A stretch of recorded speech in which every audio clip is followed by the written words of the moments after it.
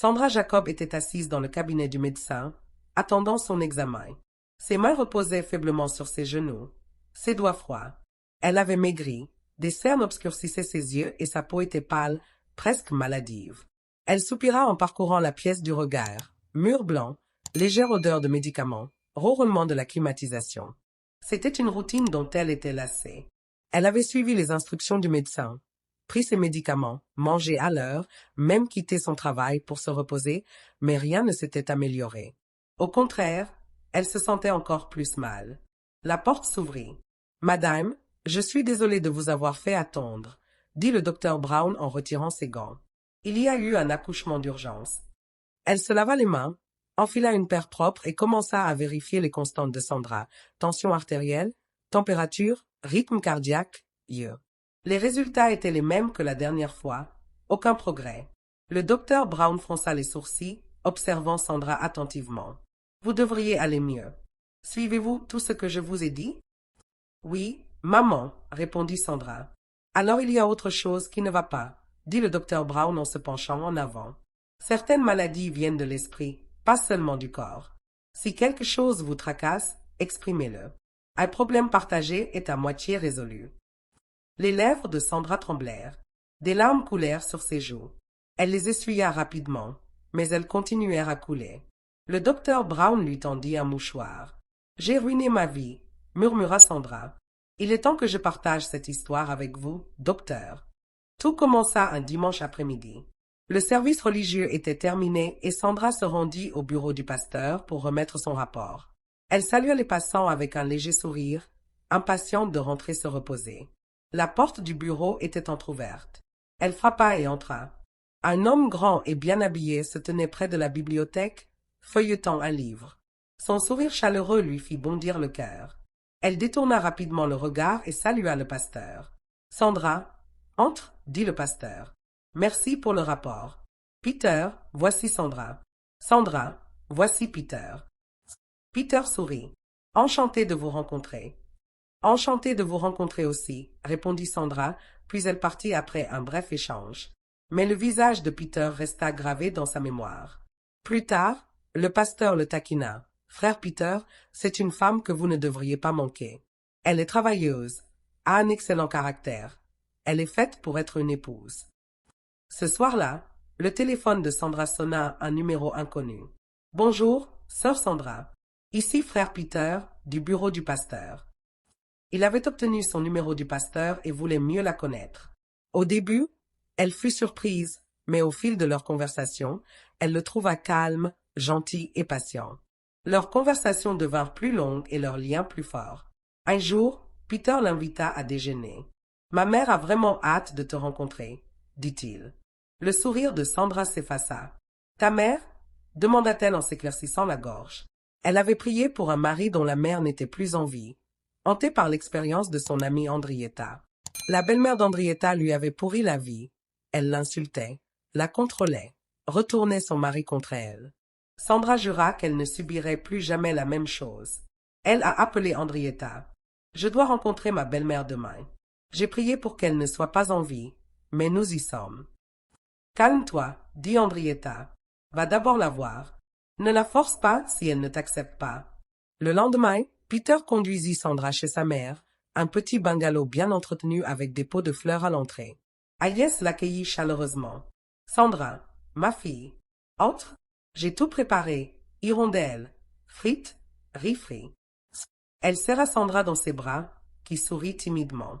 Ils s'installèrent dans le salon, sur de vieilles chaises propres recouvertes de dentelle. Peter et Agnès riaient comme des amis, racontant des histoires. Sandra les observait en silence. Agnès se tourna vers elle. « Sandra, prends soin de mon fils. C'est mon unique enfant. J'ai souffert pour lui. » Sandra sourit, mais pensa, voilà comment ça commence, une belle-mère collante. Des mois plus tard, Peter et Sandra se mariaient. Le mariage était magnifique, mais un mois plus tard, la tension montait. Un soir, Peter rentra avec 2 sacs de créateurs. « Chérie, c'est pour toi, » dit-il en tendant un sac Birkin à Sandra. Elle rayonnait jusqu'à ce qu'il lève le deuxième. « Ce rouge est pour ma mère. »« Pour ta mère ?» s'exclama Sandra. Que ferait une vieille femme du village avec un sac de créateurs?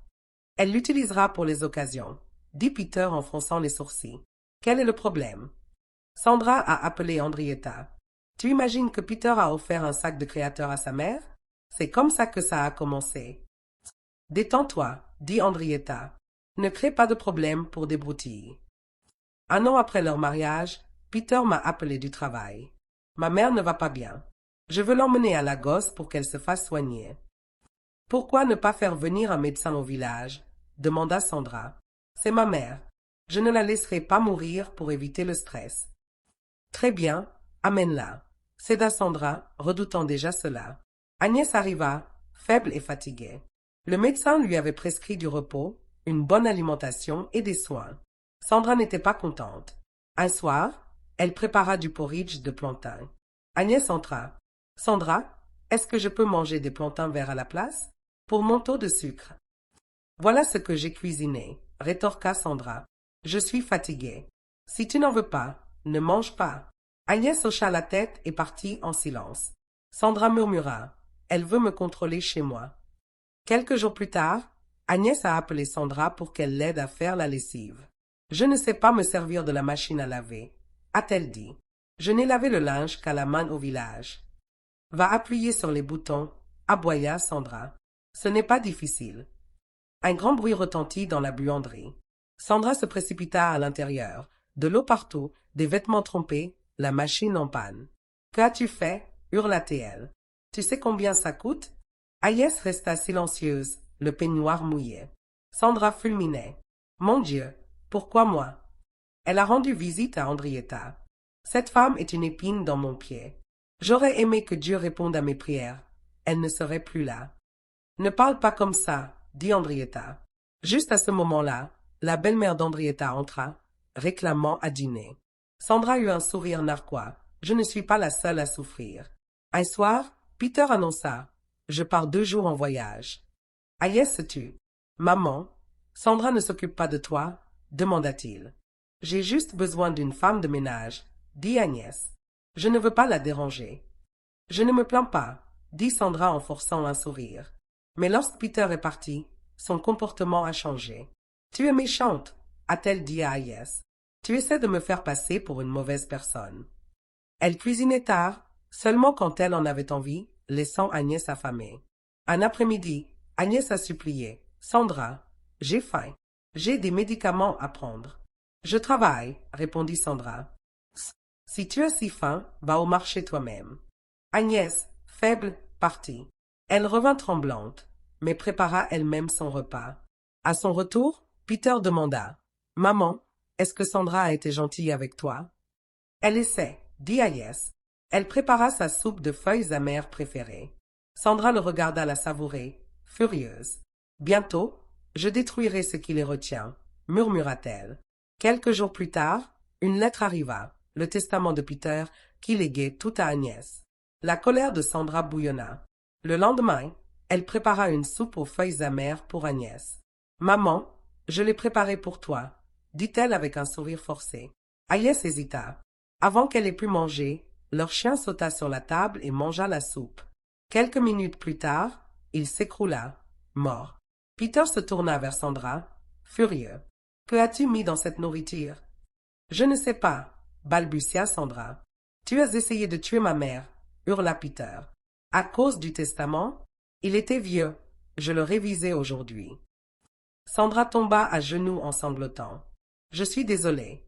Le lendemain matin, Peter l'a mise à la porte et a demandé le divorce. Sa santé s'est détériorée et elle a dû se rendre chez le docteur Brown. J'ai perdu mon mariage parce que je craignais que toutes les belles-mères soient pareilles, a-t-elle avoué. Maintenant, j'ai tout perdu. Le docteur Brown a prié avec elle. 2 ans plus tard, Peter s'est remarié et a déménagé à l'étranger. Agnès a tourné la page, pardonnant à Sandra avec le temps. Sandra ne s'est jamais remariée, mais a trouvé la paix avec Dieu et sa famille.